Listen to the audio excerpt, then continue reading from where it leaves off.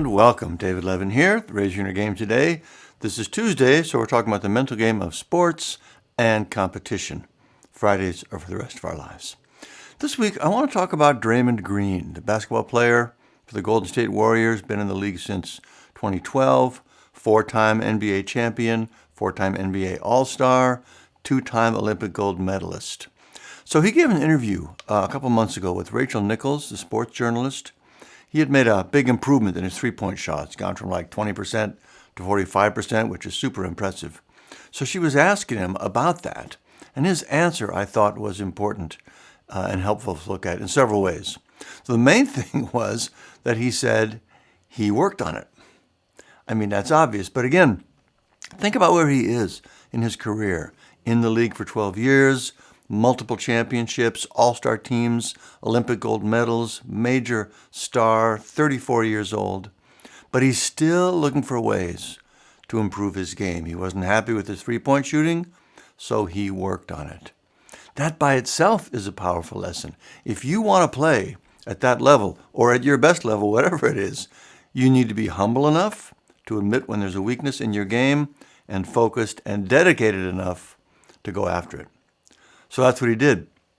And he said the biggest part of going after it was working on his mental game. And this was so powerful.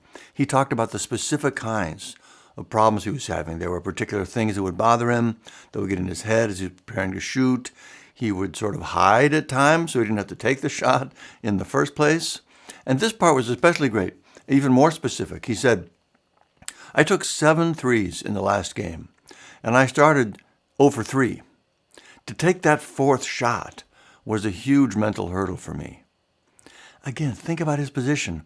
An established star, has been for years, but he's still dealing with real mental issues on the court, even at that level.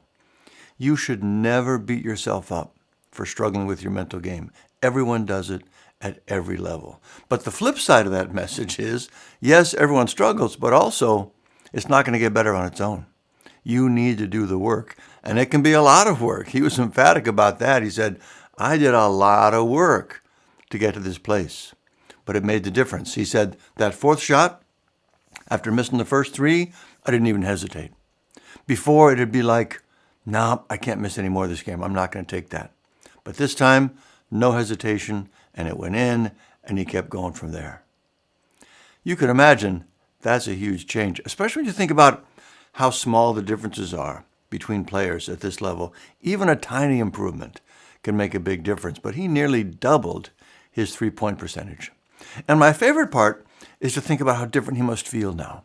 Before, it was a weakness, right? He felt bad about it, vulnerable, people could take advantage of that, he couldn't do his part for his team.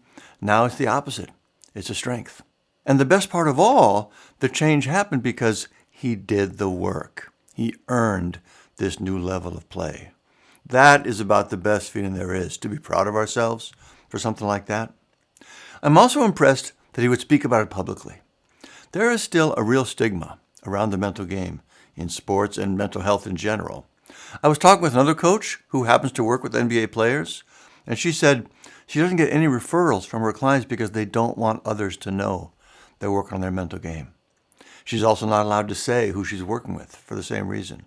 But here's Draymond talking to a national journalist.